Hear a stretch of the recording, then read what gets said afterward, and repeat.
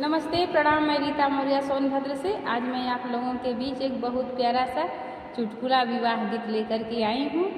आप लोगों को उम्मीद है कि ज़रूर पसंद आएगा। मेरे इस वीडियो को पूरा सुनिए, अंत तक सुनने तक ज़रूर मज़ा आएगा।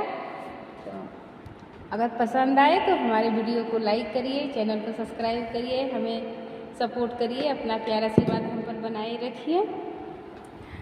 बाबा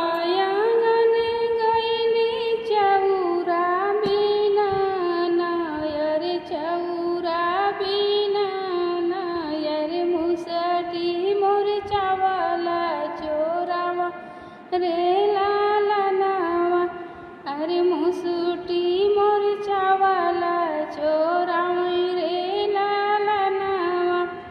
असमान करे मुसटी बेलना से मरती, अरे बेलना से मरती, अरे पातर पातर उनकर करी हाई रे लाला नावा, अरे पातर पातर उनकर कर हाई रे लाला नावा।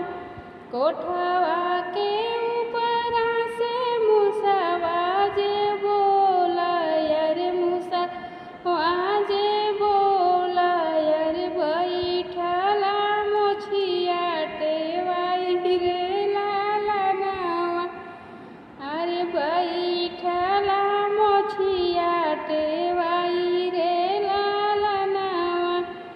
आजू मोरे घरवा जे आई है बारातिया, हो आई है बारातिया, अरे मुसटी बनई है जेवनार रे लाला नावा, मुसटी बनई है जेवनार रे लाला नावा।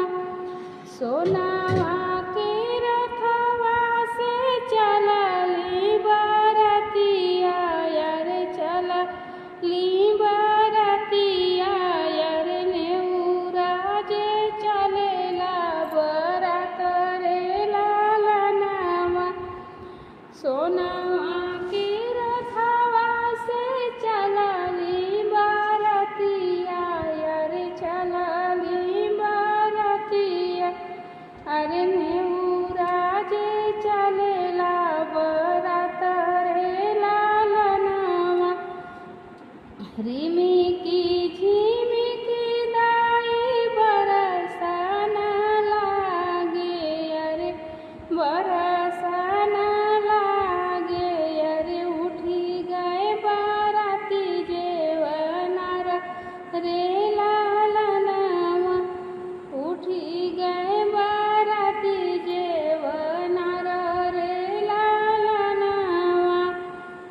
निहुरी निहुरी मुसटी भतवा परोसा, अरे भतवा परोसा, मुसटी जे गिरंगी छलाई रे लाला नावा। निहुरी निहुरी मुसटी भतवा परोसा, अरे भतवा परोसा, मुसटी जे गिरई बिछलाई रे लाला नावा। मुसटी का टूटी गईला पातर करी हैया, अरे पातर करी हैया, अरे टूटी गईला मुसटी का दाँत रे लाला नावा, अरे टूटी गईला मुसटी का दाँत रे लाला नावा। तिसिया का तेलावा रेड़ावा का पतिया, अरे रेड़िया का पतिया, मुसटी के बंध करी आई रे लाला नावा। तिसिया का तेलावा रेड़ावा का